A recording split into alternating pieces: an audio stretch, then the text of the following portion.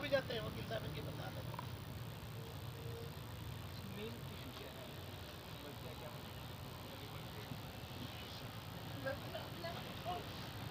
तो बीजेपी की गवर्नमेंट थी, माननीय कृष्ण बेदी जो आजकल सीएम के पॉलिटिकल एडवाइजर है, वो मिनिस्टर होते हैं, उनके साथ बैठ के इनकी कमिटमेंट हुई, इनके कुछ नॉर्म्स बने कि हमारी ये डिमांड है, इनको पूरा कर दिया जाए, और वो उन्होंने आश्वासन दे दिया हम कर देंगे, लिखित में भी दे दिया। हाँ, आश्वासन कर दिया। और 1995 का इनका कोई एक्ट था, उसको रिमाइंड करके 2016 में एक नया बना दिया और सारी डिमांडें लगा दी, लेकिन वो उनको आज तक अप्लाई नहीं किया गया। तो वो कह रहे हैं कि भाई जो आप लोगों की सरकार, बीजेपी सरकार ने जो चीज़ें माननी थी, जो चीज़ फ्रेमवर्क कर दिया था, आप कम से कम उनको मान तो लो। 2016 का जो एक्ट है वो इम्प्लीमेंट तो हो चुका है। नहीं, कुछ सेक्शंस हुए होंगे ना सर, 4% का कुछ सेक्शंस हुए। तो ये मेजर प्रॉब्लम है इनकी, और कोई बड़ी बात नहीं, बहुत सारी चीज़ें तो ऐसी हैं कि अपने डिस्ट्रिक्ट लेवल पे ही सॉल्व हो सकती हैं। जैसे जो डिस्ट्रिक्ट लेवल वाली है वो तो सॉल्व हो जाएगी, उसका तो कोई इशू है। 4% वाला हो गया आपका, वो ही मना करें। 4% का तो हो गया, नहीं हुआ नहीं ना सर, एक जना आगे आ जाओ ना, कोई भी आप आ जाओ थोड़ा सा, एक कोई भी आगे आ जाओ। नोटिफिकेशन तो जारी हो जाती है सर, फिर वो इम्प्लीमेंट में तो आए। इसमें जैसे क्या था कि पहले आपका जो डिसेबिलिटी की जो कैटेगरी थी ना, वो उसको बढ़ाकर 16 कर दी थी, तो वो तो नोटिफाई उन्होंने कर दिया, मल्टीपल डिसेबिलिटी वाला भी उन्होंने इंक्लूड कर दिया। और साथ में जो प्रमोशन के लिए भी है, उसके लिए भी अभी है ना, जो मतलब सरकार अभी कर रही है, जैसा आप बता रहे और हो, पहले जो कमिश्नर तो वो ना तो उन्होंने उसके लिए कोई नियम बनाए हैं, लेकिन धरातल पर जो नियम बना के जो लागू करने चाहिए थे नहीं, वैसे एक उसमें दे दिया अखबार के माध्यम से, या ना आज तक ना तो कोई ऐसा कोई गजट नोटिफिकेशन है हमारे। हम काफ़ी बार ज्ञापन दे चुके हैं, काफ़ी बार हमने धरने भी कर चुके हैं। इसमें क्या था कि जो चीफ सेक्रेटरी से क्या होता है कि कोई भी जो मतलब 3 के जब 4% का जो इम्प्लीमेंट होता है, तो आपको पता होता है कि आपका पूरा जो रोस्टर है वो रिवाइज होता है सारा रोस्टर, तो उसमें उन्होंने चीफ सेक्रेटरी ऑफिस ने और इवन हायर एजुकेशन डिपार्टमेंट ने भी उन्होंने सीनियरिटी लिस्ट मांगी थी, और उनको वो कर रहे हैं, देखो मतलब कार्रवाई तो कर रहे हैं। अभी जैसे पीछे ये जो वैकेंसी निकाली थी ग्रुप डी वाली के वैकेंसियाँ, इनके अंदर भी जो हमें जो मिलना चाहिए था ना 44% जो कोटा, वो कोटा पूरा नहीं मिला हमें, इनके अंदर भी नहीं दिया। नोटिफाइड हो उससे पहले आ गई शायद 4% का, अच्छा चलो ये तो एक हो गया। और जो दूसरा आपका मतलब मेन इसके ऊपर देखो काम चल रहा है, देखो हमारे जो डिस्ट्रिक्ट की बात थी, और एक मेन आपका था पहले डिसेबिलिटी कमिश्नर नहीं होता था पहले, वो अभी गवर्नमेंट के अंदर डिसेबिलिटी कमिश्नर लगाया है। कमिश्नर आने से क्या होता है, काफ़ी कुछ चीज़ें आसान हो जाती हैं। ये देखो सर, एक नई आप आओ, इसकी डिसेबिलिटी देखो आप, इसका पूरा पैर कटा हुआ है, और इसने ये रोडवेज के कंडक्टर को ड्राइवर को दिखाया, और डिसेबिलिटी की जो टिकट बनती है वो इन्होंने ली भी होगी, उसने उस चीज को नहीं माना, इसकी डिसेबिलिटी को नहीं माना, इस कागज को नहीं माना, इसका टेलीफोन खोस के रख लिया, क्योंकि इसके पास पैसे तो थे नहीं, मतलब उसके पास पैसे नहीं होंगे ना जी। आधी टिकट काट रखी थी जी, कटवा रखी थी जी, वो मैंने बताया अभी साहब को कि डिसेबल टीवी है मेरे पास, और आधी टिकट कनेक्टर साहब ने काटी, उसकी गलती ना मानते हुए जी मेरी गलती बता के मेरा फ़ोन खोस लिया। आपने जीएम उसकी कंप्लेंट करो ना, उस बस का, उसके टाइम का, उसका नंबर लेकर उसका कंप्लेंट करो, एक एप्लीकेशन डी साहब का दो, और फ़ोन आपको लेना ही नहीं था मतलब, और उसके बाद जीएम रोडवेज को आपको मतलब शिकायत करनी थी, उसके लिए वैसे तो बैठा मोड़ तोड़ या तो सब प्रधान जी आओ, जो इतना तो आप करो, फोन तो पे जीएम तो था हमारे, तो कौन सा जीएम था?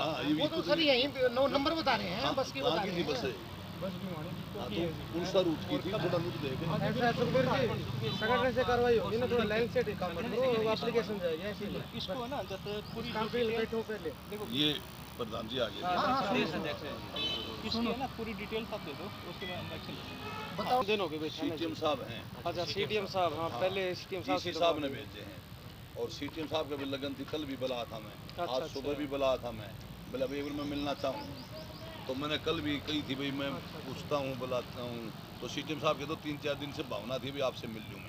बिना तो 24 घंटे आड़े रहा जी, मी बारिश आंधी वो तूफान टाइम घड़ी आड़े होती है रहा हर एक चीज़ की, जी। आपकी प्रशासन बात तो इतना भी नहीं करवा, एक कनेक्शन दिया जाए हमारी कम से कम बिजली रही है हमारी चार्ज तो जगह से, ये मानवता के जब आप मांग रहे थे, आपसे भी रिक्वेस्ट की है, प्रशासन को लेटर दिया, मैं कैसे दूं? मानवता मैं के तो जब आपकी एक बात तो कनेक्शन मान दिया ली। जाए कि हमारी जो मोबाइल है कम से बैटरी वाली तो चार्ज हो जाए कम से कम, घूमने के लिए हम परेशानी नया शौचालय की व्यवस्था हमारे पास, जब ठीक रहेगा कि जब हम अंदर जाके वो खलबली मच जाए, थोड़ा हम भी सभ्य समाज से संपर्क करते हैं। इसीलिए तो मैं साहब को ले आऊँ आपके पास। आए तो साहब तो, लेकिन वही बात है, लेकिन हमें खुशी नहीं है थोड़ी सी।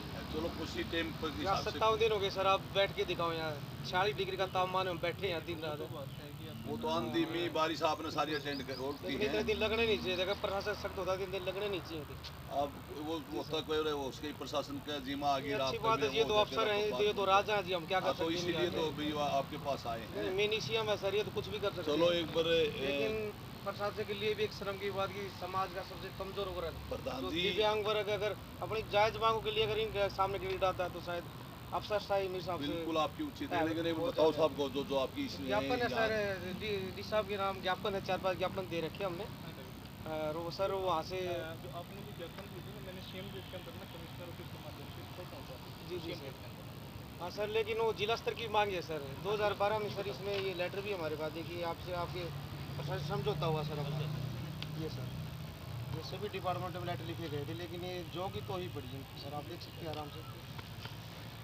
एक कॉपी ले लो सर, ये सबे रखे। हाँ सर, और भिजवा देंगे हाँ सर, एक कॉपी दे दो ताकि पट मिलेंगे सारी और भी करने में। है सर, सैकड़ों कॉपियाँ सर हमें अरे एक तो मान के प्रधान जी कॉपी दे सर, भिजवा देंगे। हाँ, और जो जो चीज़ होंगी सर आपसे उठ के जाएंगे, वो पक्की उठ के जाएंगे। इनने की लेवल की है सर, जिला स्तर की जो इनने की लेवल की सर, कोई बड़ी बात नहीं है सर, एक कलम करनी है सर इन्होंने। एक तो मेडिकल की व्यवस्था है सर, इतना बुरा हाल है जी हमारे वहाँ, एक मेडिकल के लिए दिव्यांग को 1-1 साल तक चक्कर कटाते हैं, बुधवार को मेडिकल होता है इनका, जो भी हैंडीकैप्ड है उसका अपना बुधवार को, लेकिन ये इनको है हमारा बुधवार को नहीं करते हुए चक्कर कटवाए बहुत ज़्यादा जाते हैं। चक्कर सर, बुधवार को ओनली हैंडीकैप का नहीं होता सर, बुढ़ापा पेंशन का भी होता है। वो बंद हो गया, सुनो मेरी, वो तो अकेला ही 2 महीने से तो बंद हुआ है अभी। नहीं वो बुधवार को नहीं होता, handicap का का अलग से वहाँ भी अलग से हो जाएगा, आपको लोग पूछ लो। हाँ बुढ़ापा वाले की तो अलग डेट देते हैं, उसकी डेट अलग है। जैसे सीएमओ को ना बात कर लूँगा मैं, और उनके बाकायदा स्पेशल उनका ना बुधवार का जो दिन है वो जो डिसेबिलिटी वालों सर के आप दौरा किए सर, वहाँ शौचालय, पानी की, बिजली की व्यवस्था भी, कोई बैठने की व्यवस्था भी लागू देखो बैनर सर, आप जाओगे जमा है भी है सर वहाँ पे। वो ऐसे है इनका, ये कह रहे हैं जी वहाँ हमारी लैट्रिन की व्यवस्था नहीं है, बैठने की व्यवस्था नहीं है, और वहाँ एक दिन इनका काम नहीं होता हैंडीकैप्टों का। नहीं सर, इतना तगड़ा सर्कल जैसे ऑनलाइन करवा दिया सर डिपार्टमेंट ने, हमने कनेक्शन ऑनलाइन करके वो बाहर भेजते हैं सर, बाहर 300-500 रुपये ले रहे हैं सर आओ ऑनलाइन। प्रधान जी। हालांकि प्रशासन का काम है कि वहाँ एक कंप्यूटर पर बैठा जाए तो निःशुल्क हो जाए सर दिव्यांग का वहाँ से। ये सेम बोलना और मैं नेक्स्ट वीक है ना, मैं खुद भी विजिट करूँगा हाँ बिल्कुल, यही सर, ये अपना जो समाज के विभाग है सर, इस बिल्डिंग के नीचे तो नहीं जा रहा प्रशासन, हमने सैकड़ों प्रयास कर लिए, नीचे दो बिठा नहीं मिलते सर, नहीं मिलते सर। सुनो, वो एक मिनट, मैं अब यहाँ आने से पहले साहब को यही कंप्लेंट करके आया हूँ। एक जैसे आज साहब आदेश करेंगे, कल बैठ जाएंगे, परसों बैठ जाएंगे, फिर नहीं बैठते। साहब ने कहा मेरी जिम्मेवारी है, अगर नहीं बैठे तो मैं चेक करूँगा।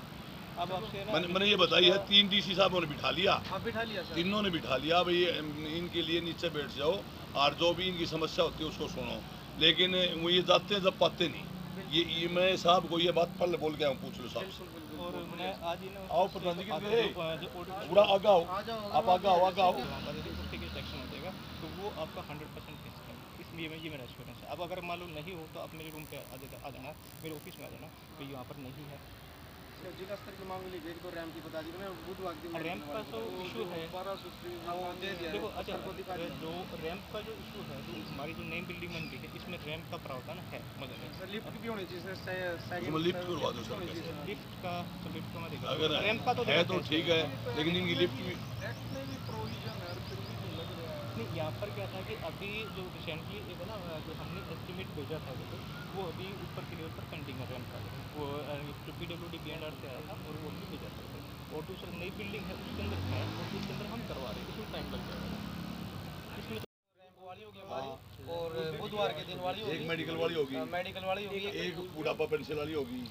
उस दिन जो हमने ज्ञापन दिया था उसमें दिया था, उसमें वो लेटर लगा हुआ है जो 10/5/2012 को एजेंडा तय हुआ था। एक सेकंड में बोलूँ, बीच में बोलना दीजिए। वो ज्ञापन तो आपने डाल लिया, आप ताज़ा याद हुआ दो सर। एक उपायुक्त महोदय के नाम दिए, उसमें उपायुक्त के तो नाम आप एक बात बताओ, नहीं ताज़ा याद हुआ ना, मतलब जा रहे, एक कॉपी और है हाँ आ रहे साहब आ रहे हैं, आप बता दो कोई बात। बारिश आ गई, डॉक्यूमेंट ऐसे हटा दिए। चलो वो तो अच्छी बात है, वो जो चीज़ जो है यहाँ के लेवल के हिसाब की।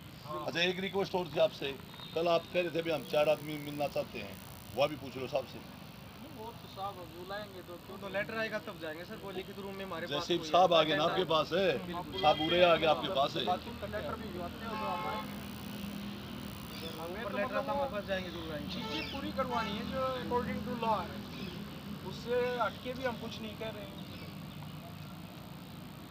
तो वो बताऊँ ना फिर साहब ने। और जितने बैंक है सर, जितने बैंक बने हुए सर,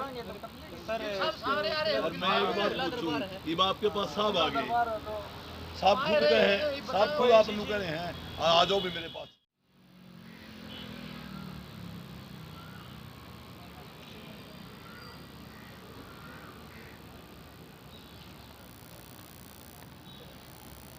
देखो मैं एक आश्वासन में मेरी तरफ से आपका पक्का देंगे सर, आपने कभी भी हमारी किसी भी ऑफिसर से मिलना हो, आप मेरे को एक टेलीफोन कर दोगे, मैं आपके साथ चलने के लिए तैयार। अपना पैसा चाहिए बिठा के ले जाने को, कोई बात चलना हो इधर टाइम आए, और यहाँ मिलना हो तो DC के सामने, वैसे आप भी बात कर सकते हो, आप तो हमारे सीनियर साथी हो, लेकिन मैं भी क्या है तो बहुत ही ज़्यादा प्रेशर आप अगर डिपार्टमेंट पर डालोगे ना तो भगवान ज़्यादा सारे काम हो जाए सर।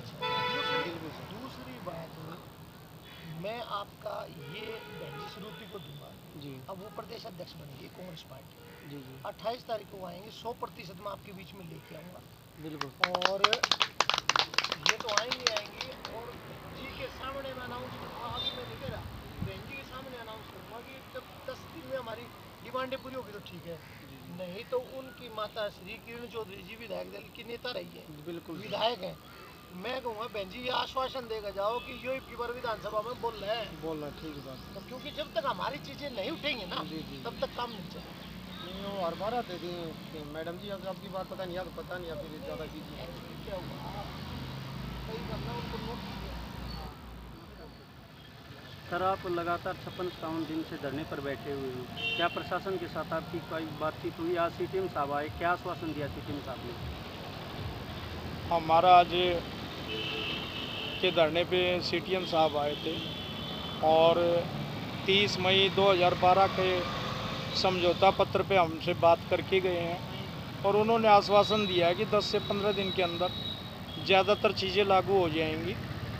मगर हम फिर भी आज मीडिया के माध्यम से कहना चाहते हैं कि 2012 से जब भी हम धरने पे आते हैं, अपने आंदोलन को फिर से शुरू करते हैं, तो ऐसे आश्वासन मिलते रहते हैं मगर उनको लागू नहीं किया जाता है, और इसी वजह से हम इतने लंबे समय से आज धरने पे बैठे हुए हैं कि हमारी मांगें पूरी नहीं हो रही।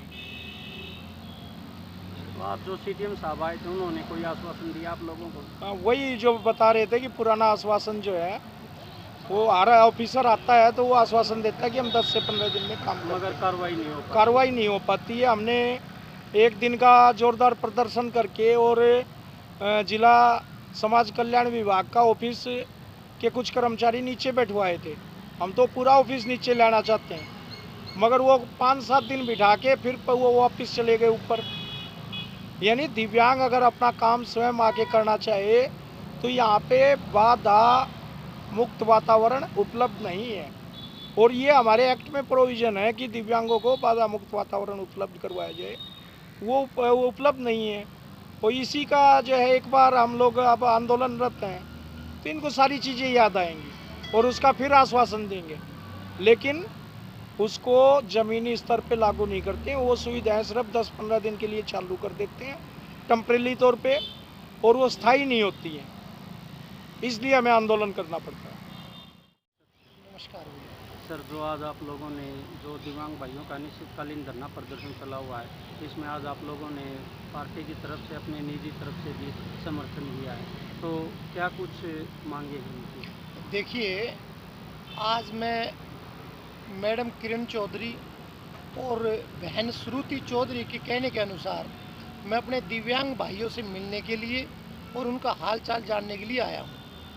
इनके बीच में आने के बाद ये स्पष्ट रूप से पता चला कि भारतीय जनता पार्टी की कथनी और करनी में दिन रात का फर्क है।